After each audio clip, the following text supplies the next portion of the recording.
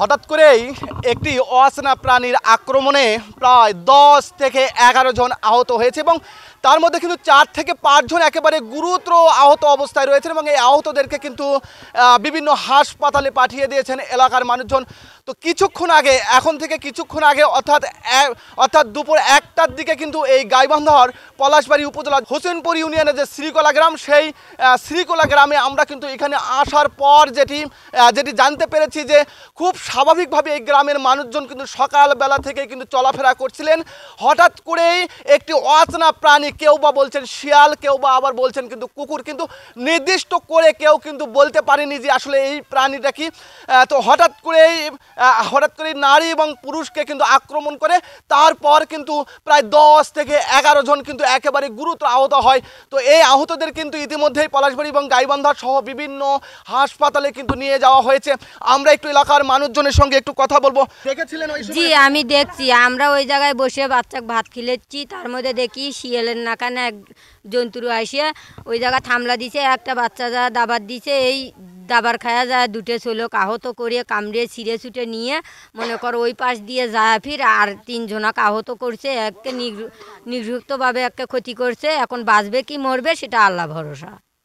আপনারা কি আসলে চিনছিলেন যে কি প্রাণী এটা? শিয়ালের নাকান দেখতে, কিন্তু সবাই বলছে এটা হয় না। আসলে এই এলাকার আসলে কতজন আসলে আহত হয়েছে? আহত হয়েছে 11 জন। অন্য পাড়ায় হয়েছে, আমাদের পাড়ায় 6 জন হয়েছে। গরু হয়েছে।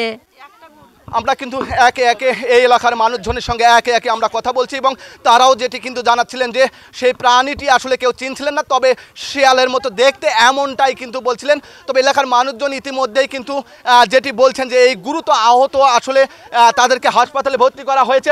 আমরা আরও কিছু মানুষজনের সঙ্গে কথা বলি। এই যে চাচা, আপনি কি আসলে দেখেছিলেন? না বাবা, দেখিনি, কিন্তু 6-7 জন আহত হয়েছে এই মাত্র দেখছি। আমরা হামলা দিছিলাম, সে প্রাণীকে পাইনি। মানে যে ওই প্রাণীটা কি পরে কি আপনারা খোঁজ খবর করেছিলেন? হ্যাঁ, খোঁজ খবর করেছি রে। দাবড়াদাবড়ি করছি, এদিকে চলে গেছে, ওদিকে যা আবার গুরু মানুষে আবার ফিরে আহত করছে। আমরা একে একে এই গ্রামবাসীর সঙ্গে কথা বলছি। আমরা আরও একটু এই এলাকার যিনি ইউপি সদস্য তার সঙ্গে যুক্ত হব। আপনারা কি আসলে এই যে প্রশাসনকে বিষয়টা কি আসলে জানিয়েছিলেন? এই প্রশাসন তো জানানো হয়নি, অবশ্য ইতিমধ্যে জানাছে আর কি। শরীফুল কথা বলছে, আসার কথা ছিল। এই এলাকার মানুষের মাঝে একেবারে ব্যাপক যে একটি আতঙ্ক, সেই আতঙ্ক কিন্তু ছড়িয়ে পড়েছে এবং তারা কিন্তু এই যে বাড়িঘর থেকে সবাই কিন্তু বের হয়ে এসে সবাই কিন্তু একেবারে কিন্তু একত্রে কিন্তু রয়েছে। অর্থাৎ এককভাবে যে বাড়িতে থাকবে, ঘরেতে থাকবে, সেটিও কিন্তু আসলে যে একটা ভয়, সেই ভয় কিন্তু মানুষের মধ্যে কিন্তু কাজ করছেন।